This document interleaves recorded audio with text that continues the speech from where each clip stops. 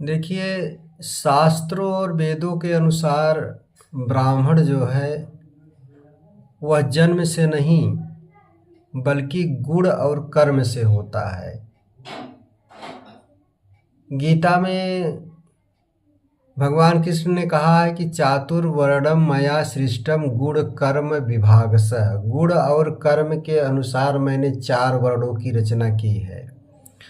तो ब्राह्मण जो शब्द है ये ब्रह्म से उत्पन्न हुआ है, जिसका अर्थ होता है सत्य, ज्ञान और परमात्मा। तो ब्राह्मण वही होता है जो सत्य, ज्ञान और धर्म के मार्ग पर चलता है। जैसे मनुस्मृति के अनुसार ब्राह्मण के जो गुण होते हैं बताया गया है कि सत्य होना चाहिए, तप होना चाहिए, दया होना चाहिए, क्षमा, शांति होना चाहिए और स्वाध्याय। इसके अलावा परोपकार की भावना भी होनी चाहिए। वेदों में भी कहा गया है कि सत्य और धर्म के मार्ग पर जो चलता है वही वास्तव में असली ब्राह्मण है, जो सत्य और धर्म के मार्ग पर चलता है।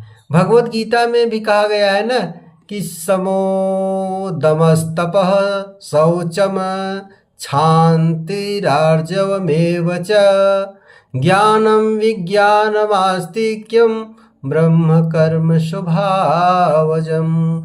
यानी ब्रह्म का कर्म क्या है? समो दमस्तपः, मन की शांति हो और इंद्रियों का संयम हो, और क्या हो? तप हो, शुद्धता हो, सहनशीलता हो, सरलता हो, ज्ञान हो, विज्ञान हो। यही ब्राह्मण के स्वाभाविक कर्म माने जाते हैं।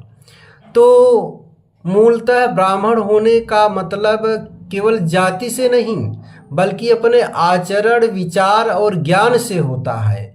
अगर कोई व्यक्ति ईश्वर के ज्ञान, सत्य और धर्म के मार्ग पर चलता है तो वास्तव में वही ब्राह्मण है।